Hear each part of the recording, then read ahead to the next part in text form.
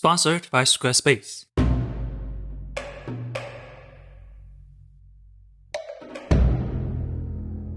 Welcome to the beginning of the end. We are approaching the final 700 years of dynastic China and are about to see the fall of an empire. In this period, China went from a country that mesmerized Western visitors to a nation of barbarians with inferior technology in the eyes of the colonial powers. This dramatic fall, dubbed the Century of Humiliation, continues to shape how Chinese people view the world. Today, for one more time, let's take a look at how it is all reflected in our films and stories. These are the cinematic themes and visuals of ancient China. Part 4.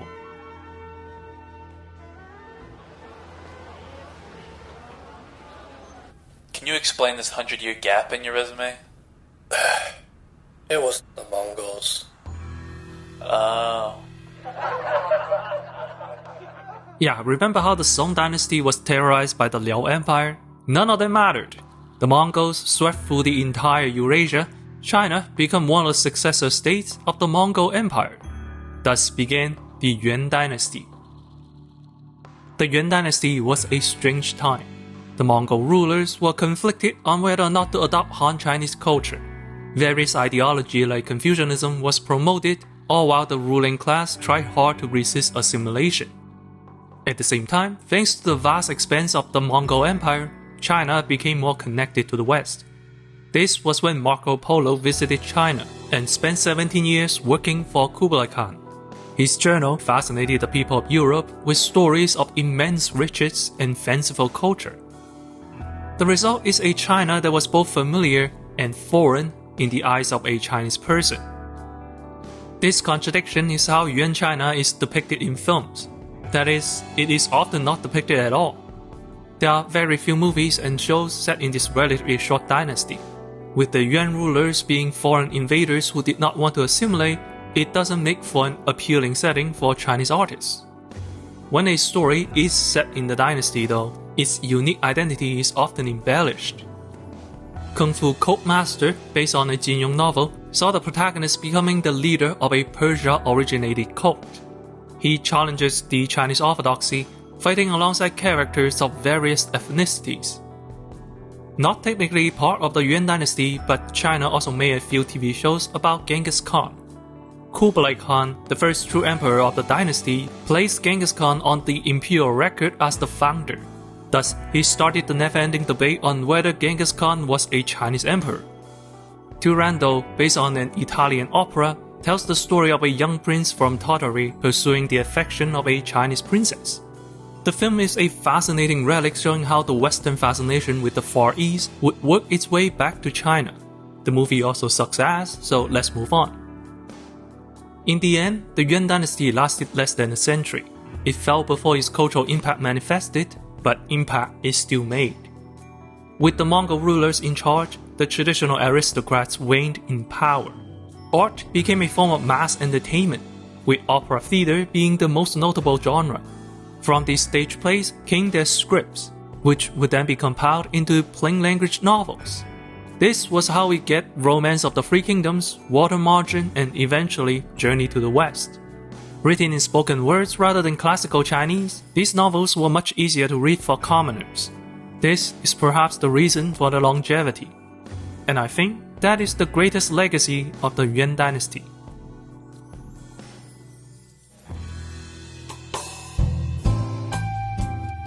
Do you know that during the height of the Mongol Empire, Genghis Khan made extensive use of Squarespace for his government website? True story. With his website, the empire would display the schedule: 10 AM for breakfast, 12 PM for crushing your enemies, 9 PM for hearing the lamentation of the women.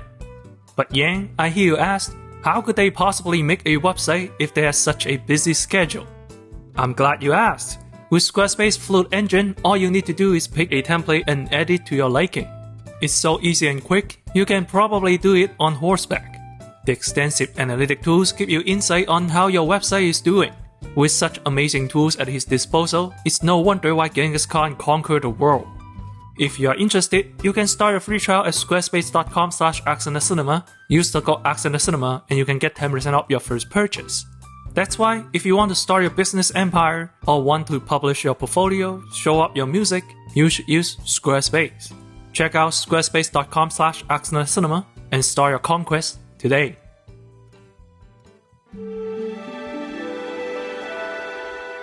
Due to incompetent emperors, the Yuan dynasty lasted only 90 years. China was promptly reclaimed by the Han Chinese, so began the Ming dynasty. This is often the default dynasty in Chinese media. Just look at the sheer number of movies set in this period, outnumbered only by the Qing dynasty. Why? Well, my guess is that it was the last dynasty to be controlled by the Han Chinese. It's recent enough to be culturally familiar.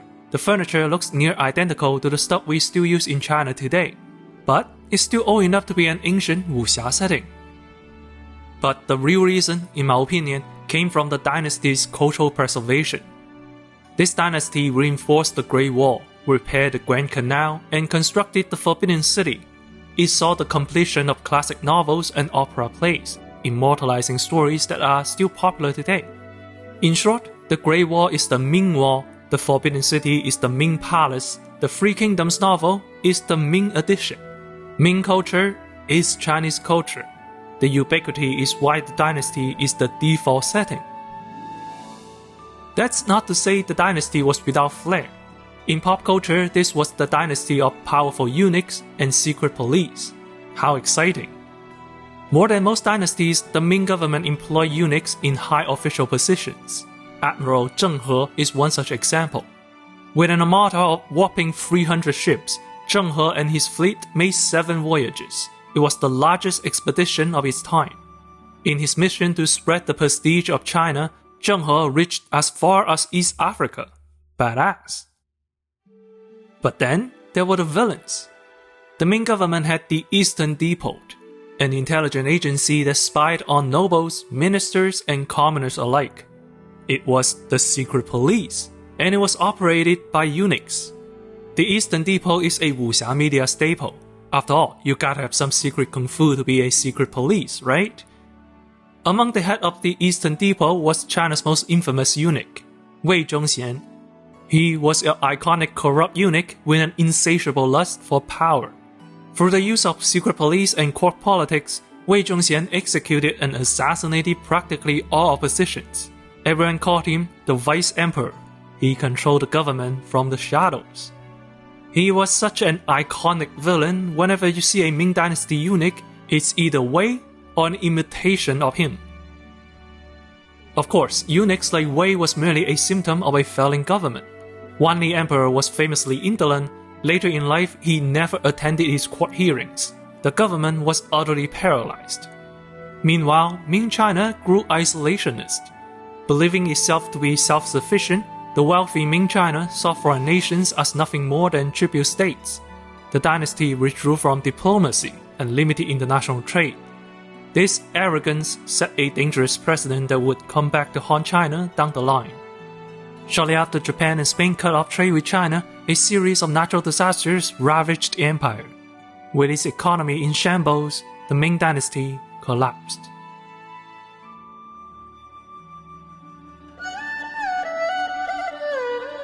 What you are seeing are not Chinese relics.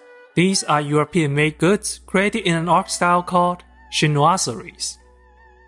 The height of the Qing dynasty has such cultural reach, even Europe was mesmerized by China. Shortly after the Ming dynasty collapsed, the Manchu people swept in from the north. Thus began the Qing dynasty, the last imperial dynasty of China. As we have seen, for the first couple of centuries, the Qing dynasty was doing very well. The Manchu ruler re-established a strong economy, the empire was greatly expanded, there was peace and prosperity. But this is not the period remembered by cinema. It's the fall that matters. Remember the isolationism embraced by Ming China? Well, the belief persisted well into the Qing dynasty. More accurately, it persisted into the Age of Discovery. As the rest of the world sets sail, exchanging goods and knowledge, China remains uninterested. As a means to reinforce central authority, the Qing government closed its maritime border. As the 18th century rolled in, Many nations began industrialization. China quickly fell behind. By the time the Qing government realized what happened, the British arrived with a ton of opium and an offer China couldn't refuse.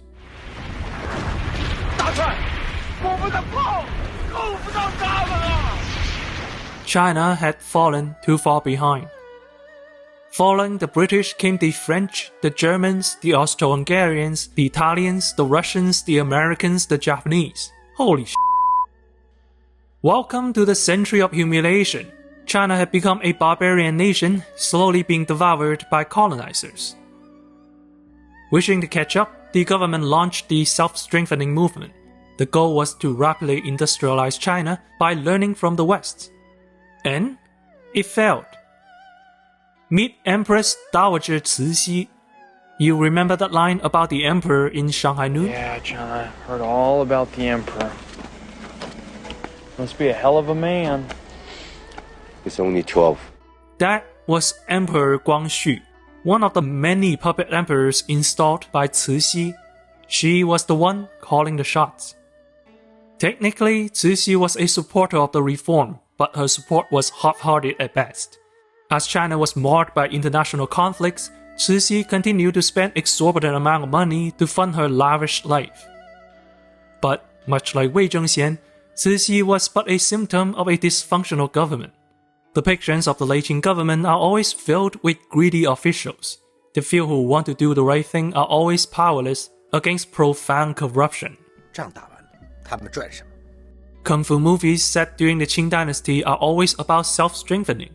Such a trope likely came from the cultural fantasy of a successfully reformed China.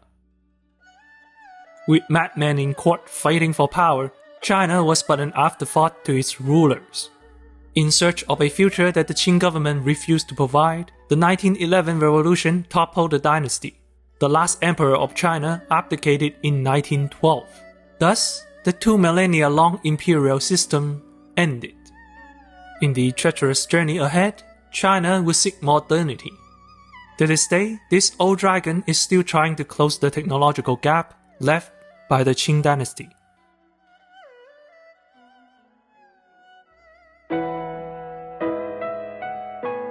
Chinese people view history as a river. The current flows as new waves replace the old. China is a boat floating on the rapid.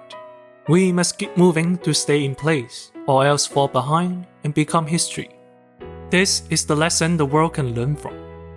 The century-long downfall of China was born from a belief in a manifested mandate of heaven. In the eyes of the rulers, China must be special. So each dynasty regarded the rest of the world as nothing more than mere tributaries. At the same time, the ghouls of the ruling class were all too willing to throw China in the fire so long as they kept themselves in power. It led to the end of dynasties and the fall of an empire. Yet still, China is, in a way, special. Not because it is blessed by the heavens, quite the opposite. It's a miracle that China as a nation and a cultural entity still exists to this day. The empire, long divided, must unite, long united, must divide. For an empire of the heaven, it sure as hell breaks up a lot. But instead of crumbling and fading into history, the resilient shared cultural identity lived through millennia of highs and lows. The empire may fall, but the people live on.